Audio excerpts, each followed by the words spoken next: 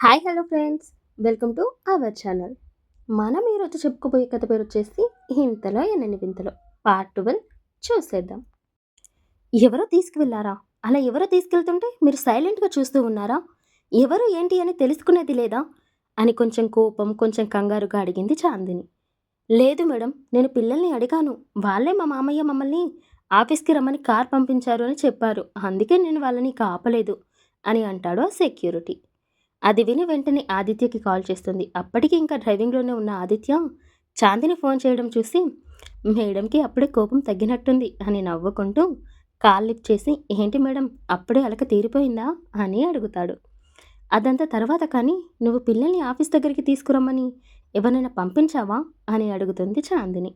ఆ మాట వినగానే కార్ పక్కకు కాపి, నేను పిల్లల్ని తీసుకురమ్మని పంపించడం ఏంటి? అలా తీసుకురమ్మని వేరే వాళ్ళని పంపితే మళ్ళీ నిన్ను ఎందుకు స్కూల్ దగ్గర దింపుతాను చెప్పు? అది వినగానే అయితే మరి పిల్లల్ని తీసుకెళ్ళింది ఎవరు అని కంగారుగా అడుగుతుంది. పిల్లల్ని ఎవరు తీసుకెళ్ళడం ఏంటి? నువ్వు సరిగ్గా చూసావా?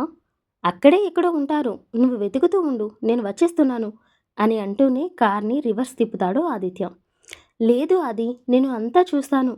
నువ్వు త్వరగా రా, నాకు చాలా భయమేస్తుంది అని ఏడుస్తూ అంటుంది చాందిని. పిల్లలు ఎక్కడికి వెళ్ళరు. ఒక 5 మినిట్స్లో నేను అక్కడ ఉంటా.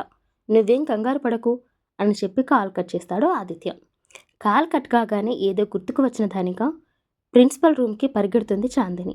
చాందిని వెళ్ళేసరికి స్కూల్ ప్రిన్సిపల్ చైర్మన్తో మాట్లాడుతూ ఉన్నాడు. దానితో ఫ్యూన్ చాందిని లోపలికి వెళ్లకుండా ఆపడానికి ట్రై చేస్తాడు. కానీ చాందిని అతని పక్కకు నెట్టేసి లోపలికి వెళ్తుంది. చాందిని అలా కంగారుగా లోపలికి రావడం చూసిన ప్రిన్సిపల్, ఏమైంది మేడం, ఎనీ ప్రాబ్లం అని అడుగుతాడు. ఎస్ సార్, మీ స్కూల్ గేట్ దగ్గర ఉన్న సీసీటీవీ ఫుటేజ్ చూడాలి. మా పిల్లలు ఇద్దరిని ఎవరో తీసుకెళ్లారంట, వాచ్మన్ చెప్పాడు. ఇక్కడ ఫుటేజ్ చూస్తే ఎవరు ఏంటి అని తెలిసిపోతుంది కదా అని ఆయాసపడుతూ అంటుంది చాందిని. అది వినగానే అలా ఎవరో వచ్చి పిల్లల్ని తీసుకెళ్లడం ఏంటి? ఒక్క నిమిషం మేడం, చూస్తాను అని చెప్పి స్కూల్ స్టార్ట్ అయ్యే ముందు నుండి గేట్ దగ్గర ఫుటేజ్ ప్లే చేస్తాడు. అలా స్కిప్ చేసి చూస్తూ ఉండగా ఒక దగ్గర పిల్లలు ఇద్దరు కార్ దిగడం కనిపిస్తుంది. అది చూసిన చాందిని, ఇక్కడే వీళ్ళే మా పిల్లలు అని వాళ్ళని చూపిస్తూ ఉంటుంది. కార్ దిగేసి గేట్ లోపలికి వెళ్తుండగా వెనుక నుండి ఎవరో పిలుస్తున్నారు. వాళ్ళ మాటలు ఏం వినిపించట్లేదు, కానీ పిల్లలు వాళ్ళ దగ్గరికి వెళ్ళి ఏదో మాట్లాడారు. ఆ తర్వాత వాళ్ళు ఎవరికో కాల్ చేసి మాట్లాడి ఆ ఫోన్ పిల్లలకి ఇచ్చారు. పిల్లలు కూడా మాట్లాడి వాళ్ళతో వెళ్ళడానికి ఒప్పుకుంటారు. అప్పుడే వాచ్మెన్ అక్కడికి వచ్చి అడిగితే పిల్లలే అతనికి ఆన్సర్ చేసి ఆ కారు ఎక్కేశారు. వీళ్ళు ఆ ఫోటేజ్ చూస్తూ ఉండగానే అక్కడికి ఆదిత్య వచ్చేశాడు. అతన్ని చూడగానే చాందిని అతన్ని హగ్ చేసుకుని ఏడ్చేస్తుంది.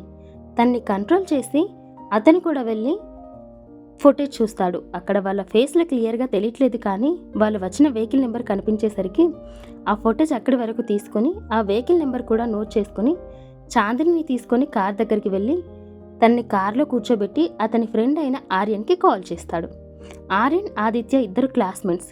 ఆర్యన్ ఇప్పుడు ఇదే సిటీలో ఎస్ఐగా ఉన్నాడు. కాల్ లిఫ్ట్ చేసిన ఆర్యన్, ఏంట్రా చాలా డేస్కి ఇలా కాల్ చేసావు అని అడుగుతాడు. అరే, నాకు అర్జెంటుగా ఒక హెల్ప్ కావాలి. ఇప్పుడే నీ వాట్సాప్కి ఒక వీడియో అండ్ ఒక వెహికల్ నెంబర్ పంపిస్తాను. వెంటనే ఆ వెహికల్ని ట్రేస్ చేసి నాకు డీటెయిల్స్ సెండ్ చేయు అని అంటాడు ఆదిత్య. అరే ఏమైందిరా, ఎవరిది ఆ వెహికల్ నెంబర్? బన్ను చిన్నులను ఎవరినో కిడ్నాప్ చేశారా?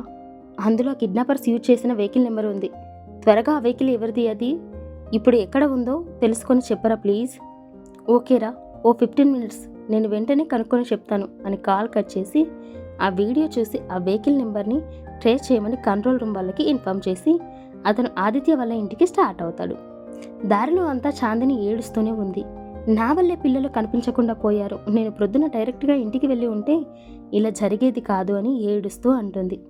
పిల్లలకి ఏం కాదు చాందిని, నేను ఉన్నాను కదా, వాళ్ళని క్షేమంగా ఇంటికి తీసుకొచ్చే బాధ్యత నాది అని ఆమెని ఊరడించి ఆమెని వాళ్ళు నిన్న నైట్ ఉన్న విల్లాకి తీసుకువెళ్ళాడు.